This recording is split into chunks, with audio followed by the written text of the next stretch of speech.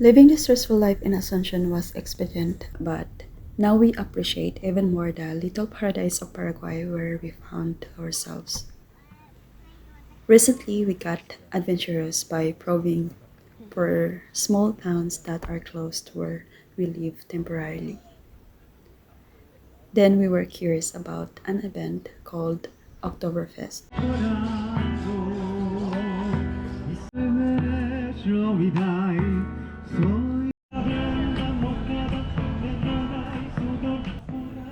Aside from that, there was also a morning fair at the same day, where there were Paraguayans along with Russians, Germans, and some Polish people selling their own versions of homemade products such as whole grain bread, kombucha, freshly roasted coffee beans from Brazil, variety of traditional desserts, goat, cheese, buttermilk, and some natural food that you will not be able to find in the local store.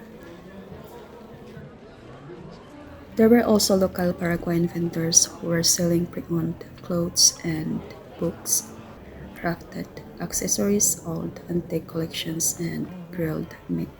The fascinating thing about this fair is that you will appreciate their way of life. It benefits the local people and expats as well.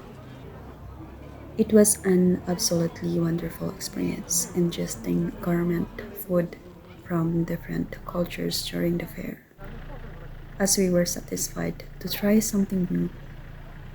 I am highly grateful that I was able to communicate with them even though I knew little Spanish as they had merry faces. It would be better to know more Spanish as they are willing to talk and share their experiences about life. It was surprising how unchallenging it was to get to know the people around, as it wasn't too crowded during the fair. It was our pleasure to meet new friends in this awe-inspiring town. I also handed a few copies of my children's book to a lovely Paraguayan lady at her stall, while my spouse was tied up having a chat with a native Paraguayan from whom he purchased a bottle of Rohani. Afterwards, we were satisfied with the food and got a few good things we needed.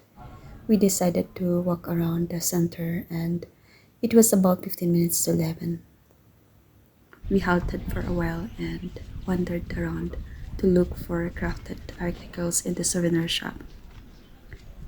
My little girl selected her own necklace with a peach heart pendant, and the sales lady kindly put it on her neck.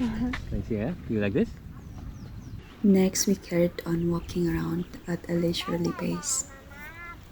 What made me jubilant was the lake with its bluish gray color, and it reflected how calm the place was. At that moment, I didn't have to worry about anything around me as I felt safe. The center was totally pristine all the way to the lakeside. We couldn't imagine how relaxed we were at a swing while enjoying the soothing sound of gentle lapping of water. The air was fairly warm and pleasant. After a while, we ambled to the inclined slope and to the center where people were still busy preparing for the festival. They would start at 5 p.m. as we inquired. It took about 5 more hours to go before they started, so we came back later. When we got to the parking area, we could see some vendors packing their goods before the fair ended at 2 p.m. Mostly they were living a little bit away in another town. In the afternoon, we returned at 5:30 p.m. in good timing as the sun rays were peeking through three branches. At the close of the daylight and the clouds were forming an interesting image that took the appearance of rippling waves, from orange yellow to flamboyant pink at first and into a pale tint of orange when the sun went down, and as it reflected by the low clouds with a nice touch of muted teal from the surface of the lake. Eventually, it was getting dim and we were all excited to come back for an event as it was about the time to begin. When we came to the place, it was already crowded, and there were no vacant seats for us. In the first row, there were retained seats as well as behind, and the dinner tables on the side street were occupied. Consequently, our first occurrence about Oktoberfest was deficient when it comes to wholesome food. We expected that they would have an assortment of light meals. Yet the festival presented an extensive variety of beers from the best local breweries, offering an individual tasting experience. It was a great way to talk with local people in order to acquire knowledge from them.